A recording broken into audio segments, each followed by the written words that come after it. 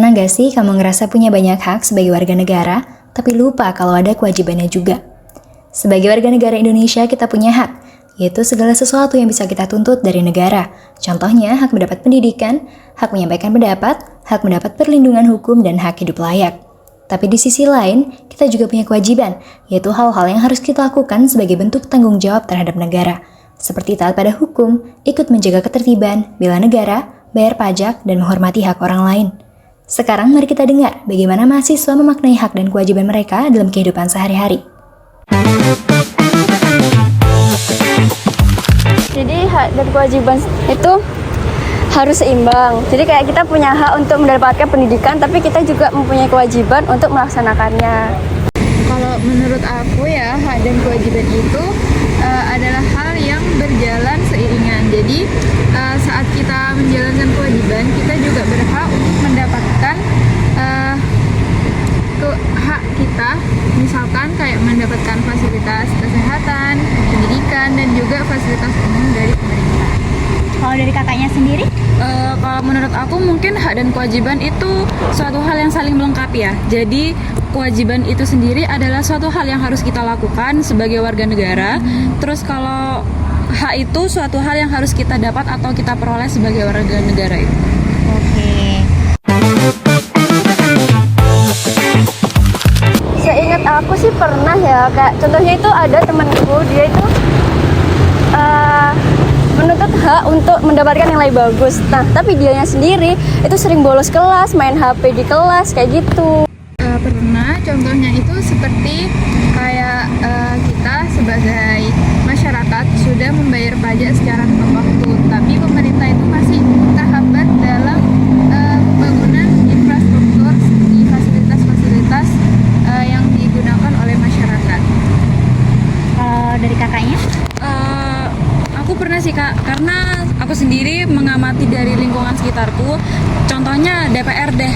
DPR itu menurut aku mereka itu selalu mendapatkan hak-hak yang seharusnya mereka dapatkan, seperti penghidupan yang layak dan juga bahkan sampai bergelimang harta. Akan tetapi mereka tidak melaksanakan kewajiban yang seharusnya mereka laksanakan gitu.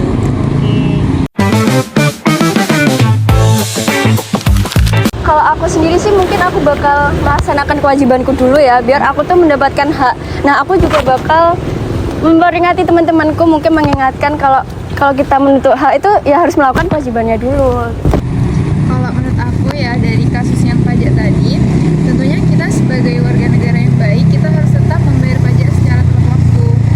Kita juga bisa menyuarakan jika terjadi seperti ketidakadilan. Kita bisa bersuara dan menyampaikan aspirasi secara terbuka. Kita juga bisa memilih pemimpin yang adil dan juga jujur saat pemilu. Jadi jika kita memilih pemimpin yang adil, tentunya kesetaraan antara hak dan kewajiban akan lebih baik lagi. Oke. Kalau dari kakaknya sendiri? Tadi kan aku ambil contoh DPR ya Kak. Jadi kalau semisal aku memposisikan diri sebagai anggota dewan yang notabene-nya aku harus bisa menampung seluruh aspirasi dari masyarakat. Jadi aku akan memprioritaskan kewajibanku dulu dengan menyampaikan aspirasi masyarakat yang akan dimusyawarahkan di rapat nanti, dan setelah itu aku pasti akan meminta hakku untuk kehidupan yang sejahtera. Keseimbangan antara hak dan kewajiban adalah kunci terciptanya kehidupan sosial yang adil dan tertib. Hak memberi kita ruang untuk berkembang, sementara kewajiban memastikan kita tidak merugikan orang lain. Ketika keduanya berjalan selaras, setiap warga negara bisa menikmati haknya dengan aman dan nyaman.